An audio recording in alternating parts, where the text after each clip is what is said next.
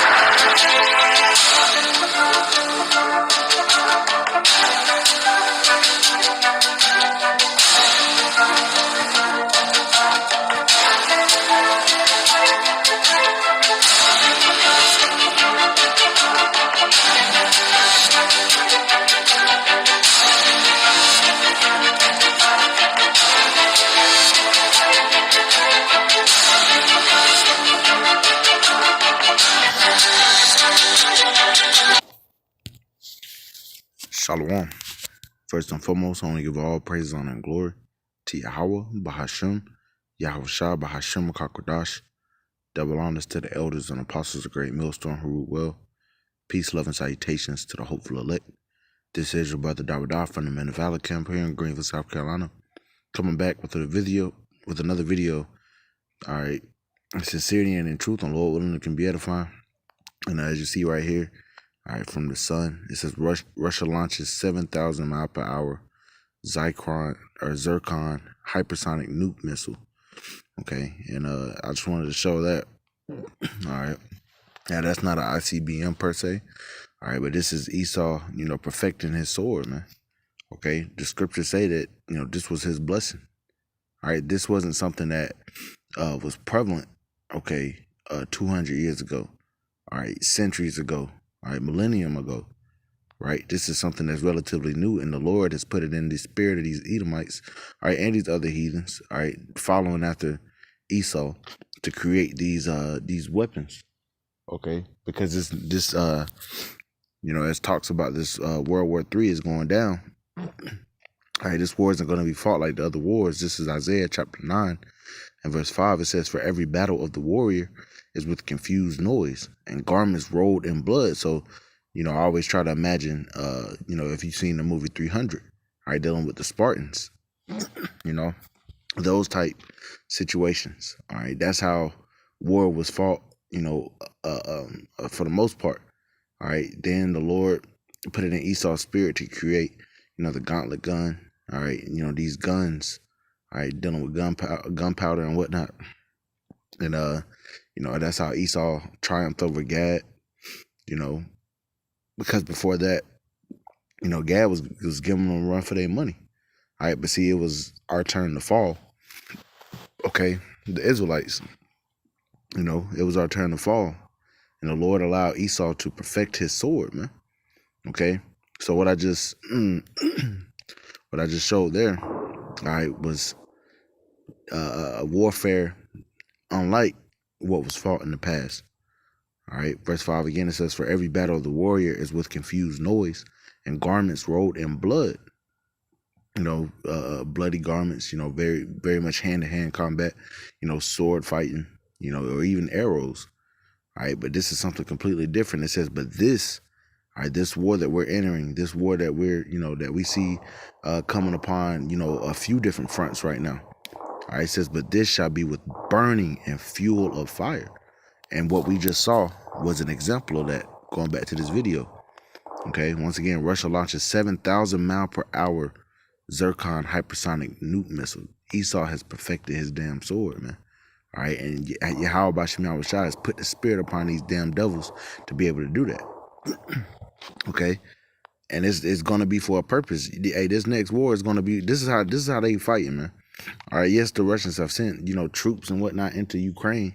All right, but soon, man, it's just gonna be they're gonna be sending these missiles at each other, man, and they might not be nuclear missiles just yet. All right, that's the grand finale, so to speak. All right, we'll get some scriptures on that, but this is how they're gonna be fighting, man. Right, and actually, let's prove, that Esau, his sword is the blessing, man. It's his blessing.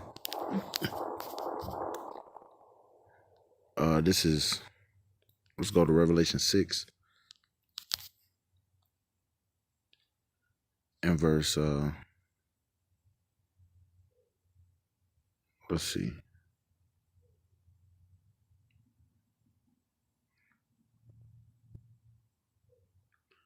I always look right past I know it's in my face, Salaki. There it is. Revelation chapter 6 and verse 4. It says, and there went out another horse that was red, and power was given to him that sat thereon. And that's the spirit, man. It must be a gun range near me or something, because they shooting I can hear a lot of gunfire. And soon that's gonna be people entering each other's homes, man. All right, little gunfights and stuff here, man. All right, it ain't gonna be just training, man. These are the times that we're coming into. Verse 4 again, and there went out another horse that was red, and power was given to him that sat thereon to take peace from the earth, and that they should kill one another, and there was given unto him a great sword. All right, and this is symbolic for Esau, Edom. All right, because Edom means red. All right, and power was given to him that sat thereon to take peace from the earth. Esau was created to be the wicked. Esau was created to pillage, all right, steal, kill, murder. That's his role. That's what he was created to do. He can't do anything outside of the realm of what the Lord has created him to do. All right, and the Lord has given this devil a great sword. The Lord has put his spirit upon him to ultimately to create these ICBM thermonuclear missiles that is going to be used to bring his kingdom, his own kingdom, to his knees, man. And the Lord put the spirit on him to do it. Let's grab a scripture on that.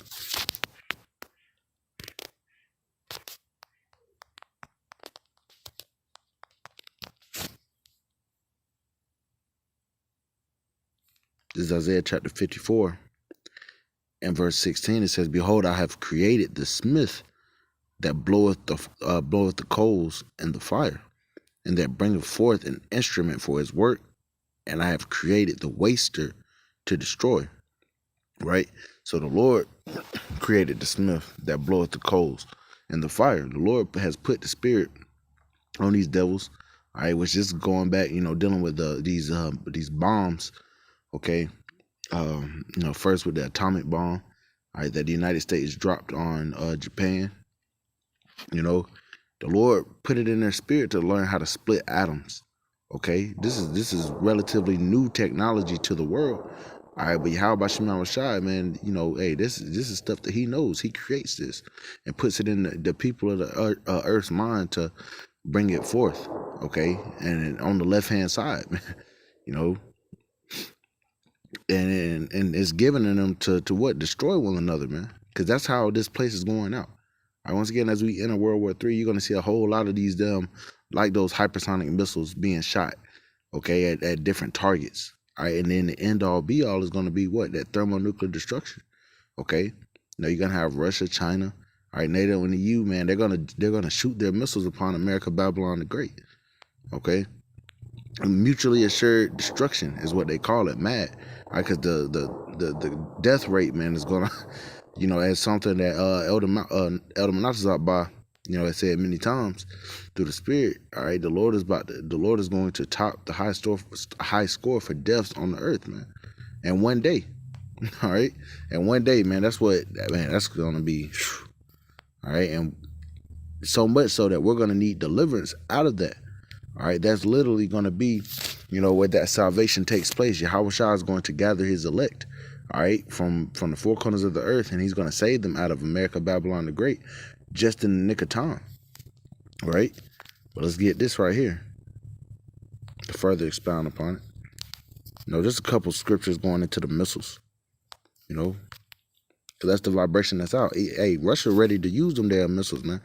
All right, but see, when the time comes, man, we'll know. There's things that still need to happen before, that war completely breaks out. But nonetheless, they're going to use, all right, missiles, man. Okay, they're going to use these little hypersonic missiles, all right, that can go 7,000 miles an hour. Can hit its target. They said it could hit London in 5 minutes, man. All right. But you also have, once again, these ICBMs, okay, they go up into space and come back down, man, and hit their target.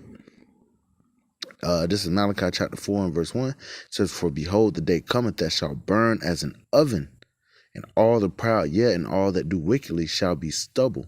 And the day that cometh shall burn them up, saith the Lord of hosts, that it shall leave them neither root nor branch." So, that day is coming, man. All right, best believe when one of these countries shoot their missiles off, man, and the Lord's going to guide their spirit. The Lord's going to have his spirit within those missiles. They're not going to break their rank. Actually, let me grab that.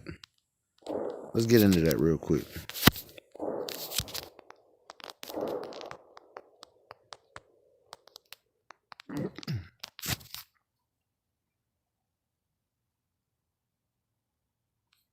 This is Joel chapter 2.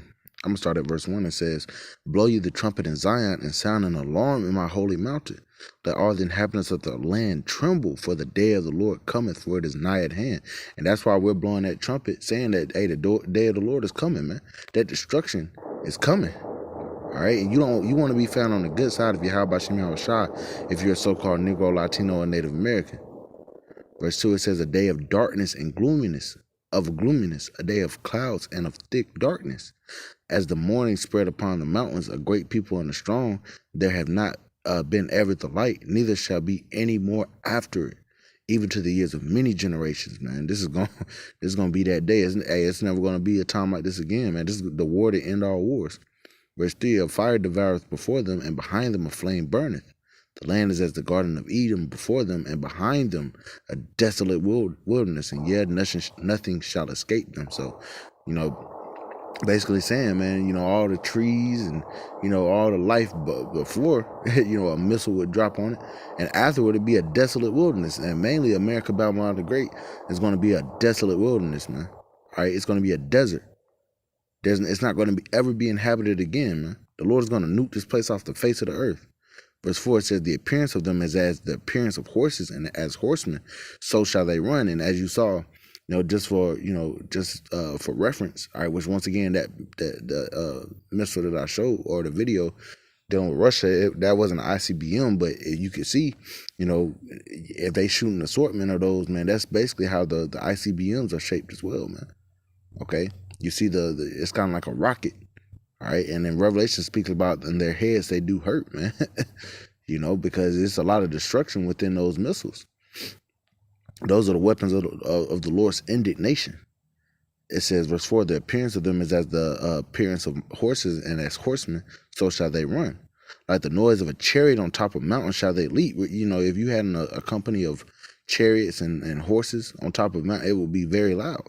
Well, I can imagine, if you're near that missile, near those missiles, first of all, let's break in the damn sound barrier, man. All right, so you're going to see it before you're going to see it, and then you're going to hear it. And it's a loud boom, man, a sonic boom. It says, "Like the noise of chariots of the tops of mountains shall they leap, like the noise of a flame of the fire that devoureth the stubble, as a strong people set in battle array. Before their face the people shall be much pained, and all faces shall gather darkness." So ultimately, when those missiles get shot off, people are going to know, man. You're going to hear the sirens going off. All right, people are going to know what time it is.